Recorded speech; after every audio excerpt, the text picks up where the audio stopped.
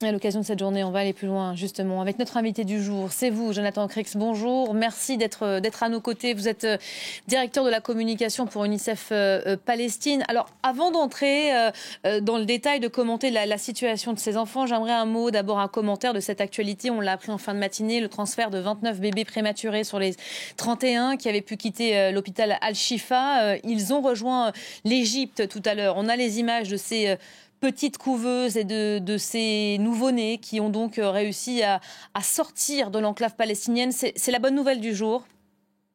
Alors, c'est une très très bonne nouvelle et l'UNICEF ainsi que l'Organisation mondiale de la santé et tous les partenaires, nous sommes très heureux d'avoir pu aider à sortir ces enfants.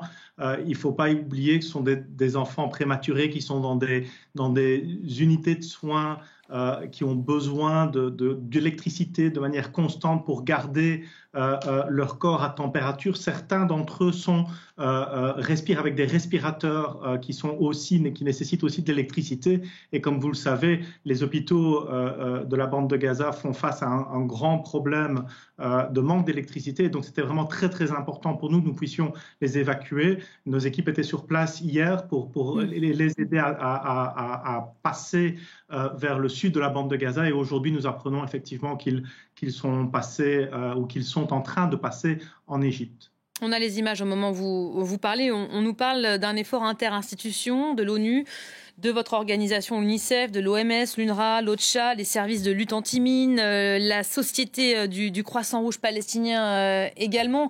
Ça reste évidemment extrêmement symbolique. Ça a été quoi les conditions de ce transfert pour en arriver là ? Ce sont des conditions qui sont particulièrement difficiles, comme vous pouvez l'imaginer. On connaît les difficultés qu'il y a en termes de déplacement dans la bande de Gaza, avec les opérations qui sont actuellement en cours. Donc cela a demandé énormément de coordination. Ça a demandé beaucoup de coordination également avec les autorités égyptiennes. Très tôt ce matin, les ambulances que vous voyez sur les images étaient prêtes à accueillir les incubateurs et les nourrissons qui sont dedans. C'est important aussi de voir que ces enfants vont être accueillis, vont avoir un suivi. Certains d'entre eux sont non accompagnés. Pour certains, on ne sait pas qui sont leurs parents. Et donc, il y a tout un système qui est mis en place pour les identifier, pour en assurer le suivi, pour qu'ils aient un gardien légal, un tuteur légal quand ils passent en Égypte pour continuer à s'occuper d'eux une fois qu'ils ont passé la frontière. Évacuation, je le disais, extrêmement symbolique. Vous estimez à l'UNICEF aujourd'hui qu'1 million d'enfants sont aujourd'hui affectés par cette guerre. J'aimerais citer peut-être Catherine Russell, qui est la directrice générale de l'UNICEF, qui a dit qu'il n'y a aucun endroit sûr à l'intérieur de la bande de Gaza pour ce million d'enfants. Quelle est leur réalité aujourd'hui ? Leur réalité, elle est comme on a pu le voir dans votre reportage, elle est absolument horrible. Donc, j'étais encore en contact avec une de mes collègues qui a deux petites filles de 4 et 7 ans et elle m'expliquait que ces petites filles, elles ne pouvaient pas leur fournir ce que les filles demandaient, de l'eau normale, de l'eau comme elles ont d'habitude. Et la seule eau qu'elles pouvaient leur fournir est une eau qui est à très forte salinité. Et donc, les petites filles de ma collègue expliquaient qu'elle a des problèmes de diarrhée chronique, de déshydratation. Et donc, sont un combat quotidien pour trouver un peu de pain, pour trouver un peu d'eau. Et on le voit en plus, à côté de ça, il y a les soins élémentaires. Les soins élémentaires, on a plus de 7000 enfants qui sont blessés, d'après les rapports qui nous parviennent, 7000 enfants qui sont blessés, alors que 2/3 des hôpitaux ne fonctionnent pas. Donc vous imaginez la situation qui est auquel ils doivent faire face. Et donc il y a énormément de problèmes de santé mentale, problèmes d'absence de suivi psychosocial, problèmes de traumatisme, auxquels s'ajoutent évidemment les problèmes liés au manque d'eau et au manque de nourriture. Et c'est pour cela que certains pays ont proposé leur aide. On apercevait à l'instant ce petit garçon à bord d'un avion. Un premier groupe d'enfants a été évacué de la bande de Gaza vers les Émirats arabes unis ce week-end pour y être soigné en urgence. La France également s'est dite prête à accueillir une cinquantaine d'enfants gazaouis blessés dans ces hôpitaux. On imagine que ça reste très insuffisant pour vous aujourd'hui. Alors, c'est effectivement toutes les initiatives positives pour aider des personnes qui sont dans un état de désespoir énorme sont évidemment les bienvenues. Mais effectivement, la quantité quand on compare avec le nombre de besoins, le nombre de personnes et d'enfants qui sont en besoin de soutien, c'est effectivement, une fois encore, je dirais, une goutte d'eau dans l'océan. Et donc, pour nous, ce qui est vraiment fondamental, c'est au-delà de cette aide et de ces évacuations, ce qui est important, c'est que l'aide internationale puisse rentrer dans la bande de Gaza, qu'elle puisse rentrer de manière sécurisée, de manière prévisible et de manière continue, mais surtout à un degré beaucoup plus élevé. L'UNICEF a fait parvenir plus de 70 camions d'aide, mais si on prend juste l'eau qui a été acheminée, cela permet à quelques centaines de milliers de personnes d'avoir de l'eau pour juste quelques jours. Donc on se rend compte que c'est beaucoup trop peu.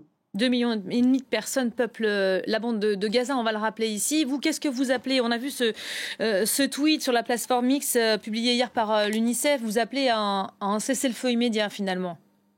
Un cessez-le-feu humanitaire immédiat, c'est ce à quoi on appelle depuis le début, mais ce n'est pas tout. Donc on appelle à ce cessez-le-feu immédiat, on appelle à ce corridor humanitaire avec beaucoup plus d'aide, y compris de l'eau, de la nourriture, des médicaments, du matériel médical et du carburant. Et alors, on appelle aussi, et c'est très important de le rappeler, on appelle à la libération inconditionnelle des otages israéliens qui sont encore détenus. On compte une trentaine d'enfants. Justement, c'est une question qu'on allait vous poser. N'oublions pas le sort de la quarantaine d'enfants israéliens otages encore retenus aux mains du Hamas. Leur sort est tout aussi inquiétant aujourd'hui. Bien sûr, la situation est absolument terrible. Et effectivement, quand on voit le nombre d'enfants qui sont morts, plus de 4700 enfants palestiniens sont morts, et à cela, il faut ajouter, d'après les rapports qui nous sont parvenus, et à cela, il faut ajouter les enfants israéliens qui ont été tués dans les terribles attaques de début octobre, et les enfants israéliens qui sont toujours détenus en otage. Pour nous, un enfant est un enfant, et on appelle à la cessation immédiate des hostilités pour ce cessez-le-feu humanitaire et la libération des enfants. C'est absolument fondamental pour l'UNICEF. Quand on voit les images ou quand on voit ce à quoi on assiste pour le moment, c'est quelque chose qui doit cesser. Les enfants qui sont aujourd'hui en première ligne de cette guerre, quand on assiste chaque jour au décompte macabre communiqué par le Hamas qui recense à ce jour 13 000 Palestiniens tués, dont plus de 5 500 enfants. Ce sont les plus vulnérables aujourd'hui. Alors, les chiffres que moi j'ai, ce sont plus de 4 700 enfants tués, enfants palestiniens. Et donc, effectivement, quand on voit... ce sont des chiffres qui dépassent l'entendement. Évidemment, quand ce sont des chiffres, on ne parvient pas à imaginer le drame qui se passe derrière, le drame pour les familles. On voit qu'il y a des situations qui sont absolument inimaginables. On a des enfants qui sont recueillis dans les décombres. On voit des décombres ici dans vos images, des enfants on ne connaît pas leurs parents, on ne sait pas leur nom. Les enfants sont âgés de 2, 3, 4 ans, ils ne peuvent pas parler. Quand ils sont en âge de parler, ils sont tellement sous le choc qu'ils ne peuvent même pas donner leur nom. Et donc, on a une catastrophe, un drame qui est en train de se dérouler devant nos yeux et qui doit, une fois encore, je le répète, qui doit s'arrêter.